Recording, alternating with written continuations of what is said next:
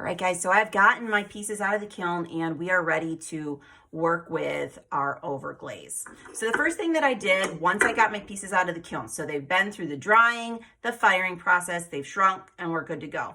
I know you can't really see it, but what I did was use my measuring cups and I poured the correct measurement in each one, and I put a little dot there that indicates the level that I would need to fill a material such as flour or oil or whatever in this vessel to, so that I could then pour it out, and it would be the half cup, the quarter cup, the 1 cup, right? So the next thing I'm going to do is select my glaze. So make sure that if you're using a glaze, an overglaze, that you're selecting a food safe one if it is obviously a food safe container. If it's not something that you're going to eat out of or drink out of and it's just for storage, then you could use any of the glazes on the shelf as long as they're the ones that fire to low fire, cone 05, 06, okay? Now I'm going to just do a clear, and I decided I actually only want to do the clear on the interior and around the lip. I'm not actually going to put it on the outside. I want it to kind of contrast that really rough exterior appearance and that sort of bright interior. I'm super excited about how this is going to look. So I made sure I've homogenized the consistency of my glaze. These are the clear ones. Remember, it says clear. Yes, I promise it is clear. Don't ask me if it is clear. It is clear. I say this jokingly, but I know somebody's still going to ask me. So yes, I know when you open it, guys, it's going to look blue. It's going to go on blue, and it will come out clear. Okay. So I'm going to dab my brush into there. The first thing that I'm going to do is actually just put a little tiny bit over that area of the underglaze, because I don't want it to smear when I start brushing on the material. So then I'm going to load my brush with a little bit of that glaze. Remember, these pieces have already been rinsed. I already did that step. So I'm going to brush this on. I always go in one direction first. Nice, smooth, even brush strokes. I'm going to need to build up 3 coats of this clear glaze in order for it to be food safe. And I cannot be impatient about that. I need to let it go through the actual process of sitting on the surface, absorbing into the surface a little bit. I'm going to go all the way up and over that lip. And then, guys, when I get this bowl with its first layer on it, I'm going to move on and work on the next one while this sits for a few minutes. Too often when I see you guys glaze, I know you're just excited and you're trying to hop from one layer to the next because you just want it done and you can't wait to get it in the kiln and come out, and it's like Christmas morning.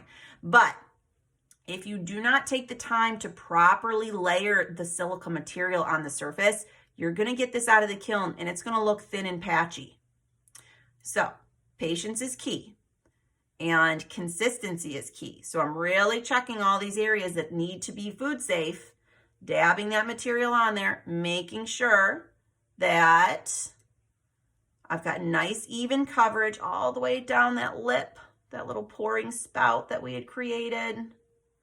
Dab that all the way around my edge. I'm so excited to see how this is going to look once I've glazed fired it, because it's going to be so bright and colorful on the interior, and the outside is going to be kind of, rough. It's going to look like an actual nut or a seed pod. Okay. So now, guys, I've got 1 full coat on this vessel.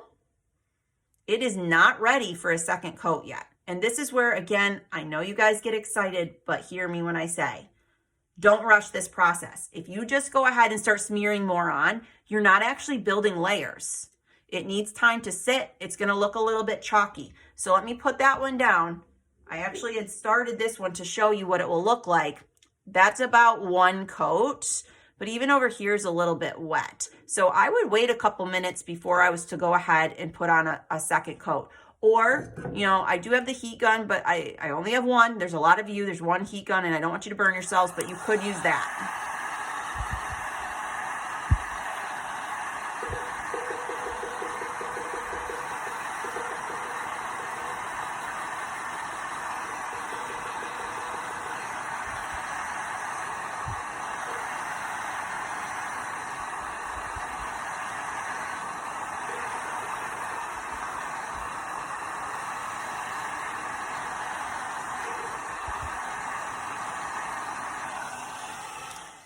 Now I need you guys to keep in mind, a heat gun is utilized for stripping paint. It is not a blow dryer. Don't be playing with it and pointing it at each other, and it will burn hair, okay? It will burn skin. So do not ever touch that metal tip. You know my rule. And then don't ever store it laying on the counter. I'm actually storing this in a ceramic vessel sitting on my desk right now. So the next layer, now that that is, you see how nice and chalky that's looking? Now it's ready for my next layer. So my initial layer had gone up and down. Now I'm gonna go in the opposite direction. My second layer of the clear glaze, I'm gonna brush that on. I'm working up more of the material, the silica material on the surface of this piece. I want to have nice, consistent, even coverage.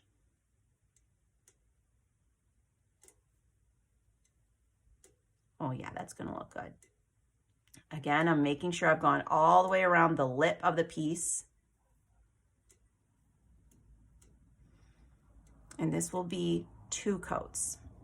So you are going to be building up 3 coats of your glaze. Now on this particular piece, guys, I'm not going to have to worry about creating a dry bottom because I'm choosing to leave the exterior as the underglaze material. Now, if you are using an overglaze, so a glaze with all the silica in it that's going to fire to the shiny glassy substance, I need you to create a dry bottom. Now let's refresh what a dry bottom is. A dry bottom means that there is no glaze on the bottom of your piece. Dry bottom doesn't mean, oh, yep, Miss Whitaker, it's dry to the touch. That's not what that means. You need to utilize a wet sponge and clean off that bottom. Now, I know when you're looking at mine, you're like, oh, Whitaker, you got some underglaze, or you've got some glaze there. That's actually underglaze.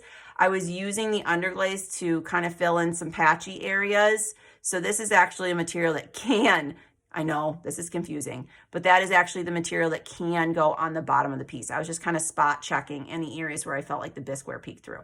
Now let's hypothetically say, again, this is only 2 coats. I need to let that sit and then I can do my third. Say you got some overglaze somewhere where you don't want to. You know, again, you can use that damp sponge and you can just wipe that off. It'll come right off.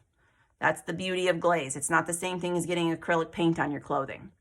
All right, guys, so you are going to be working up your 3 coats of the overglaze. If you're using these for functional food surfaces, they need to be a food safe glaze. Please read the bottles.